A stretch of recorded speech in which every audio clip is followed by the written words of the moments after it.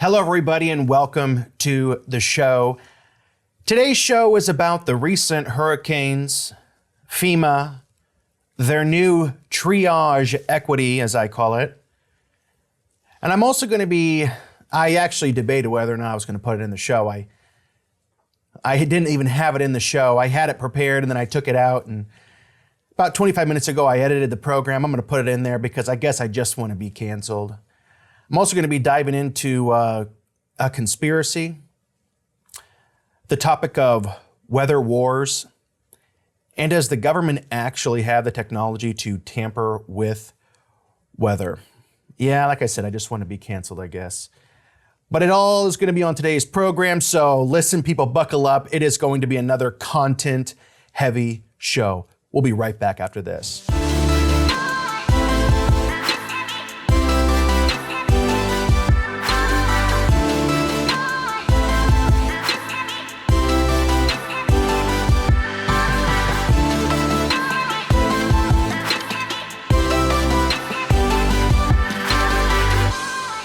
Well, as Americans are suffering in the wake of Hurricane Helene and now Milton, as this program is going out, Vice President Kamala Harris has announced that victims can apply for a very generous aid of $750. Meanwhile, FEMA is saying that it's running out of money this hurricane season. If I hear FEMA say one more time that they are out of money for this hurricane season, Stu, can you look up how many big hurricanes that have caused massive disasters have happened this year? We're at the end of hurricane season, and they say they're out of money. First of all, you're the United States government. You're never out of money. You just print more. You're doing that all over the planet. You are taking our money and you're shipping it overseas to God only knows who, to do God only knows what. And when we, the people who are paying for all of this, when we need help, $750. $750. Whoa, slow down, Uncle Sam. I mean, I think that's a little too much, don't you? They don't have money because they are giving it to criminals. FEMA has given the money to those who chose to bypass our laws in this country and then enter this country illegally. And the hate mail is going to fly in now, telling me that they aren't doing that. Really? If they aren't doing that, then how can one explain this video of White House Press Secretary Karine Jean-Pierre? It's just categorically false. No, Biden did not take FEMA relief money to use on migrants.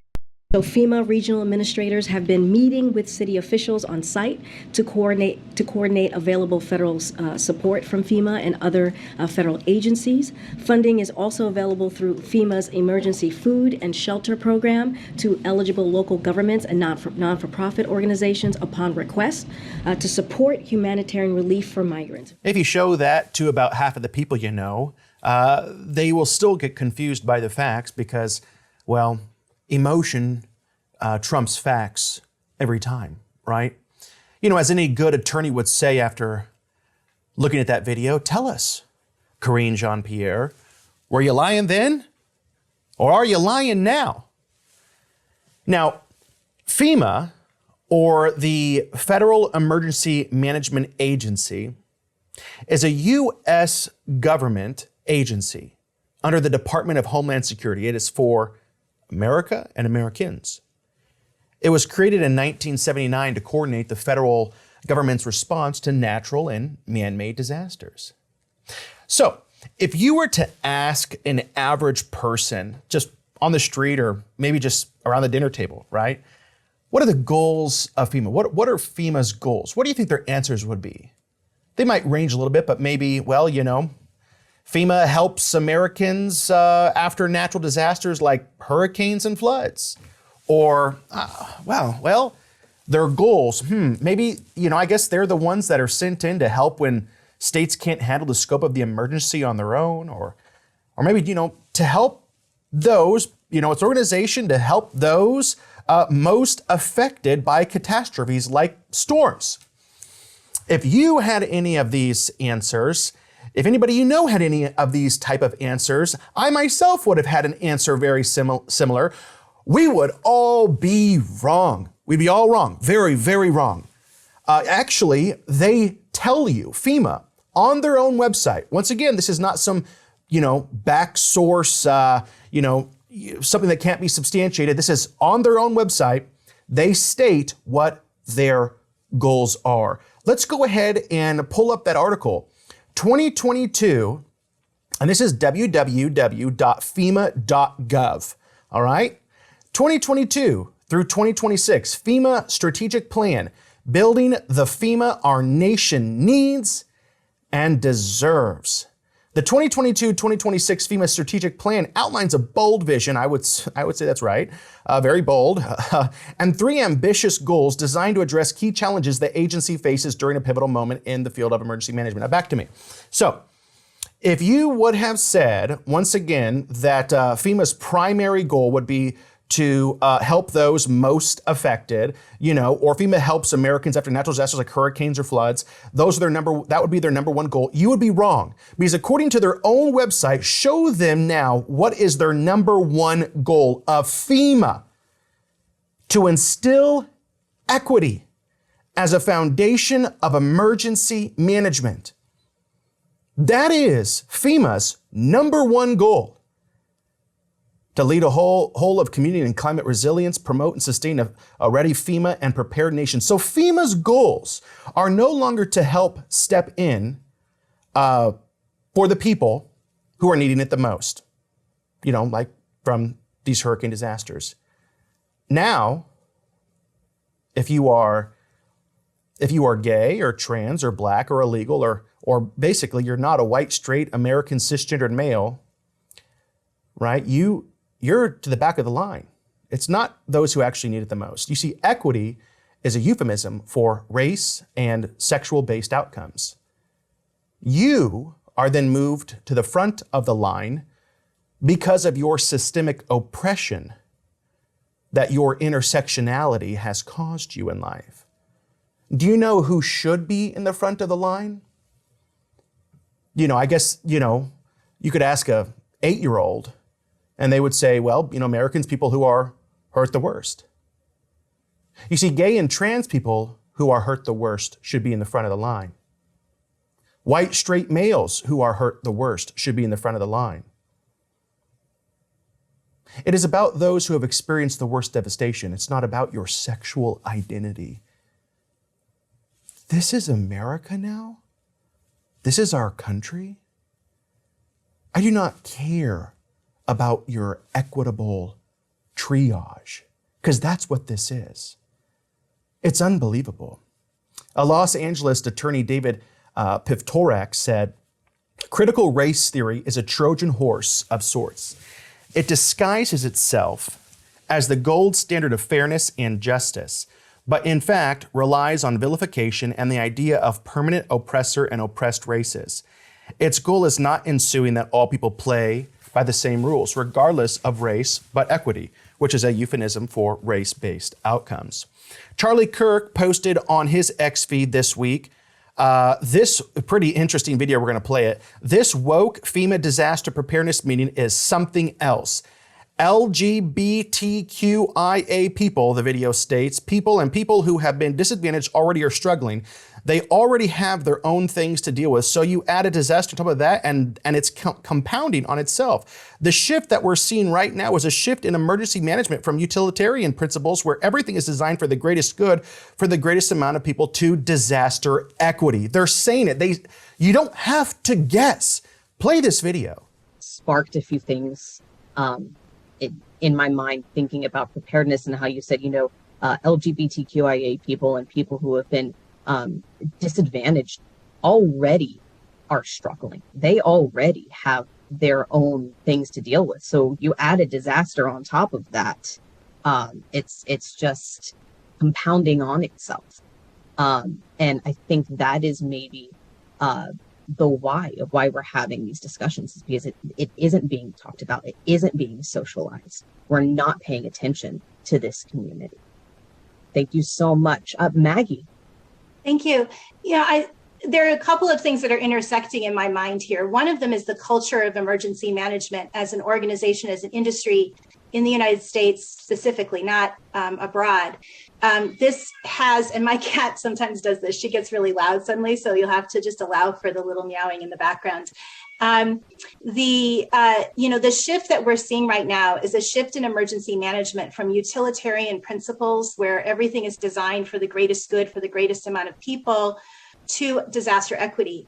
But we have to do more, right? And so this topic is intersecting, I think, with a number of other topics where we have to look at policies and understand to what extent they have disadvantaged communities that had less assets, communities that had pre-existing vulnerabilities in accessing disaster-related recovery supports. Did they really just say they no longer intend to do the greatest amount of good for the greatest number of people?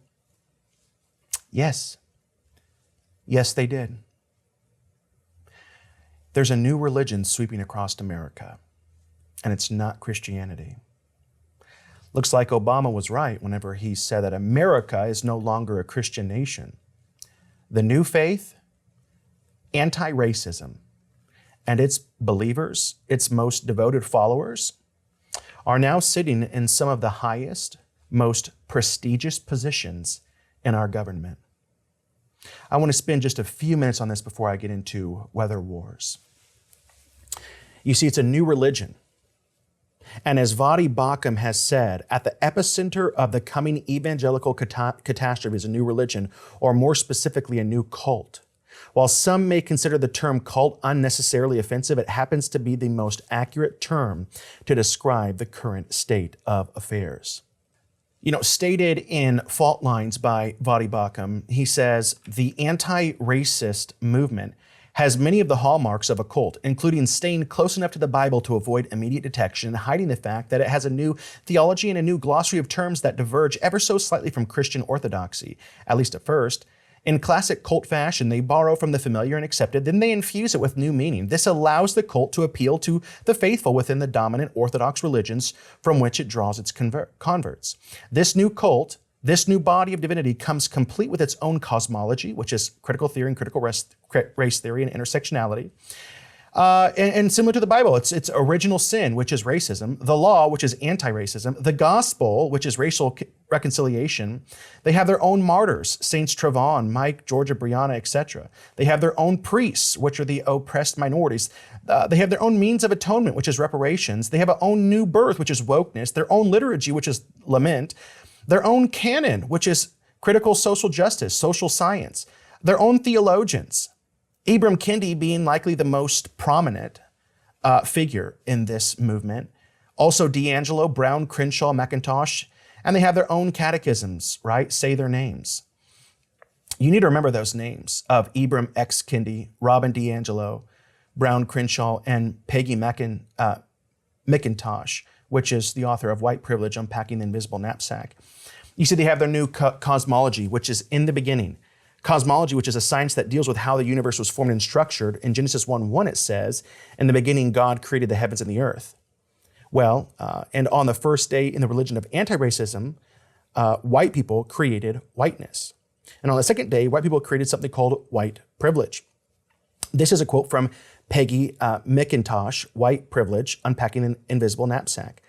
I think whites are carefully taught not to recognize white privilege as males are taught not to recognize male privilege.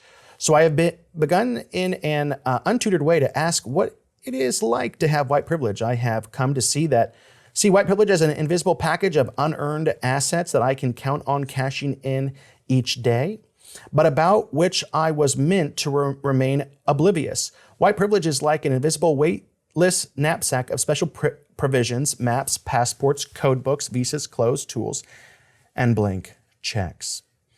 I would like to talk about some thoughts from Thomas Sowell on the subject of white privilege, but for sake of time, I'm going to skip over that content.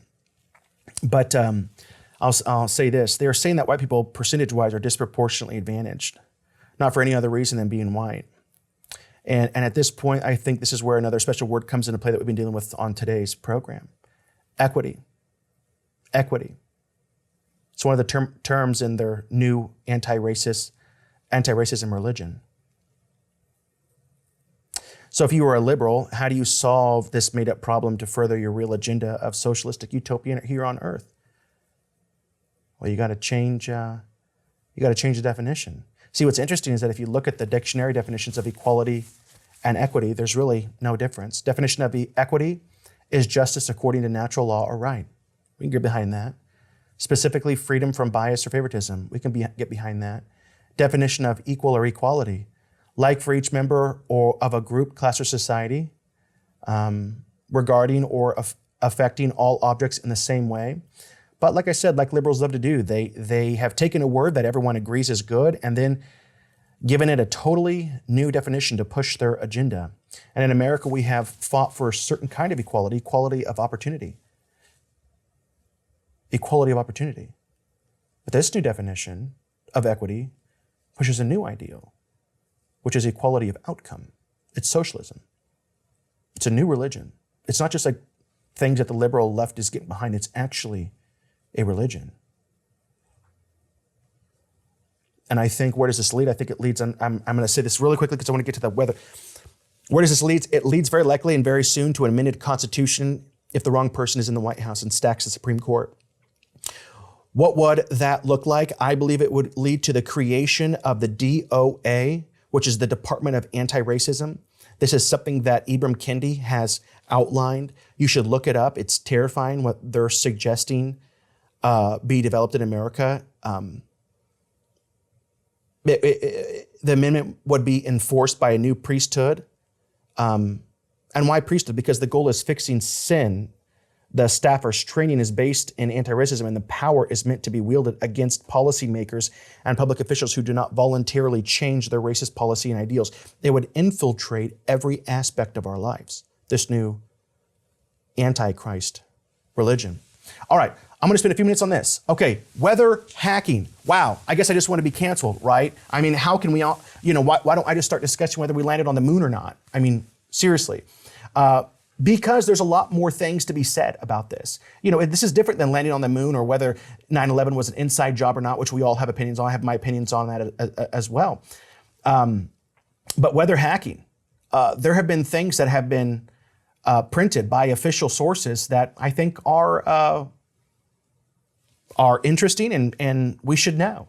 Let's play this first clip. The U.S. government has created weather tampering techniques so that the New World Order will be able to starve millions of Americans and will be able to control the rest. Well, according to this video, yes, that's correct. You can make your own judgments and your own opinions on this, but just watch the video first, and we'll play another one. Sure. Another question in an interview with the Los Angeles Times on April 21st, you said that you told the Associated Press that the American government has created weather tampering techniques so that the New World Order will be able to starve millions of Americans and to control the rest. Would you explain what you were trying to say? Well, what I was trying to say is exactly what I said.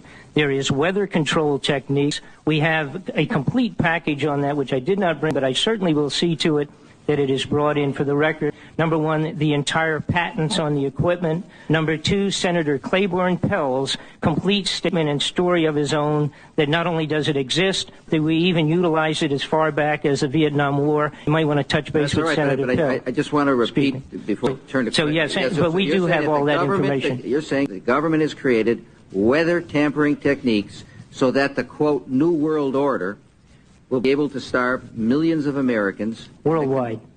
Millions of Americans, and to control the rest. Yes, sir, and that's my belief. As bizarre as that sounds, if somebody had told me that equipment even existed 10 years ago, I would have thought they were nuts, sir. And at this point in time, we have all the documents to prove it. And if you think that 85 tornadoes takes place in the middle of our growing area by simultaneous accident, I'm sorry. With the equipment that's already set up internationally, and as bizarre as that is, it is proven and documented. We will supply you with those documents. As bizarre as that is, I would say that weather wars, and this is quoting actually Senator Claiborne Pell himself, that they are the greatest weapon ever created in the world, and that's the senator's own statement. So yes, I do stand on that. All right, so according to that video, yes, they can control their weather. Well, all right.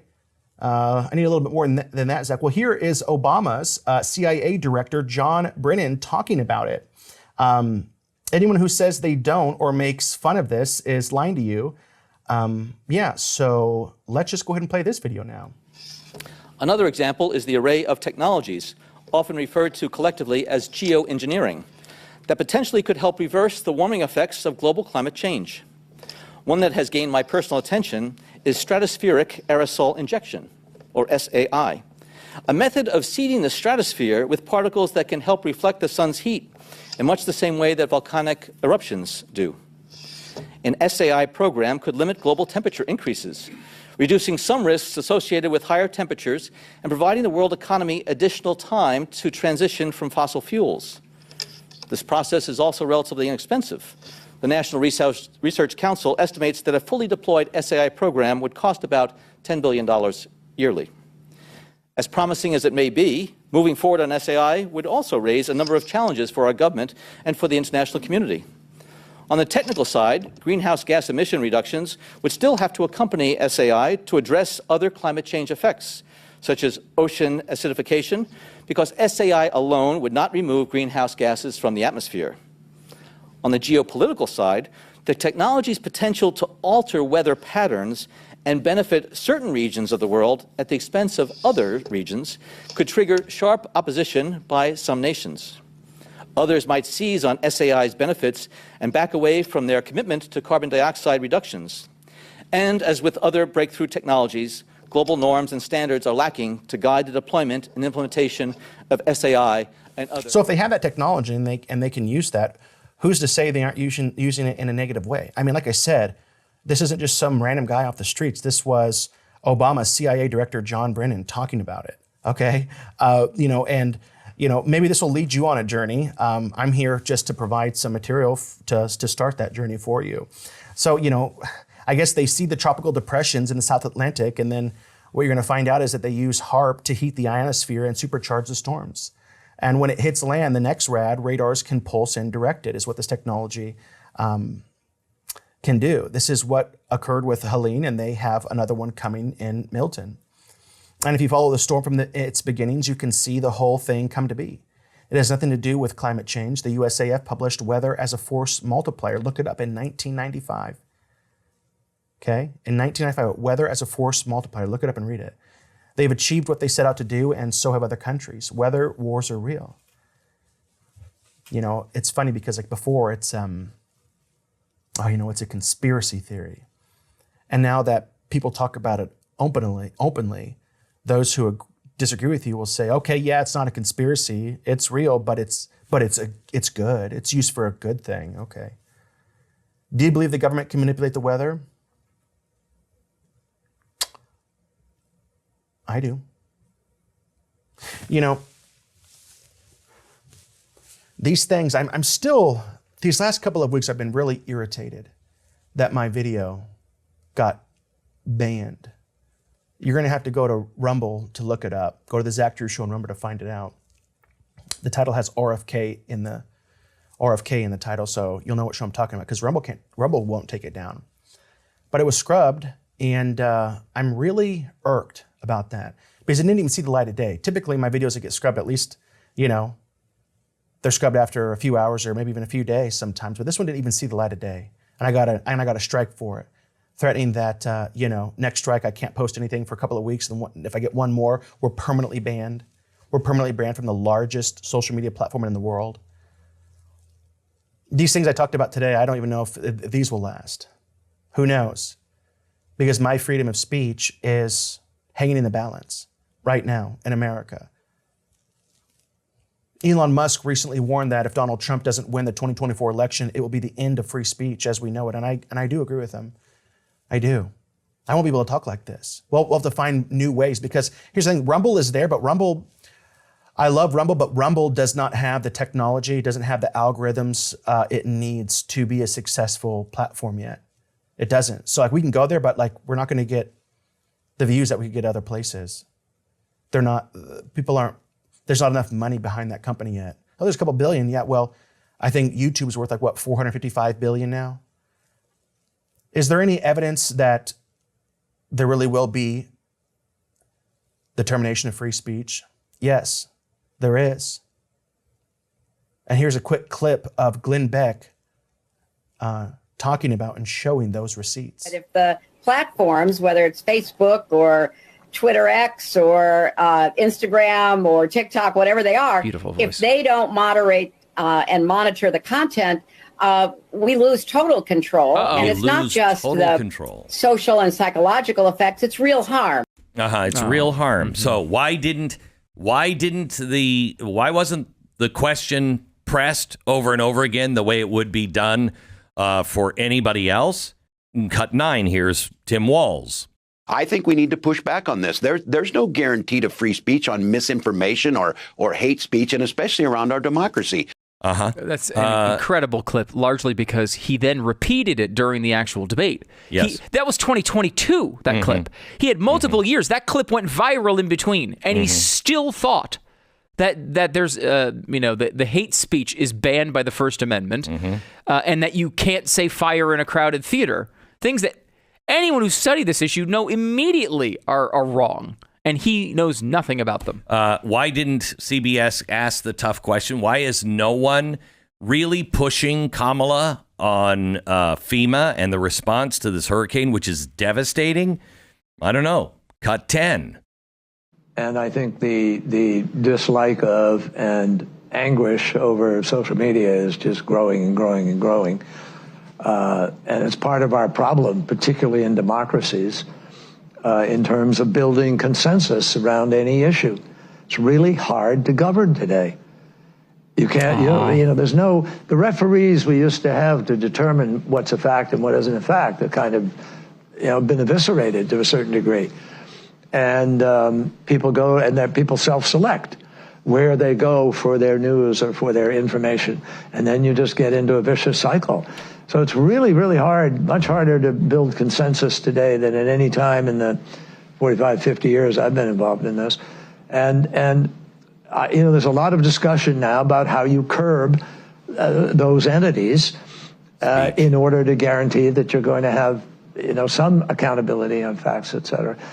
But look, if people go to only one source and the source they go to is sick, and has an agenda, and they're putting out disinformation, our First Amendment stands as a major block to the ability to be able to just, hammer it out of existence. Notice they are not talking about who the final arbiter is on mis and disinformation.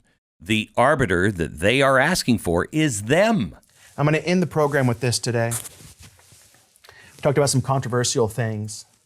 I want to remind you of Matthew 24, the first 4 verses. It says, Jesus left the temple and was walking away when the disciples came up to him to call his attention to its buildings. Do you see all of these things? He asked. Truly, I tell you, not one stone here will be left on another. Every one will be thrown down. And as Jesus was sitting on the Mount of Olives, the disciples came to him privately. Tell us, they said, when will this happen? And what will be the sign of your coming and of the end of the age? And the very first thing Jesus leads that Olivet discourse with was that watch out that no one deceives you.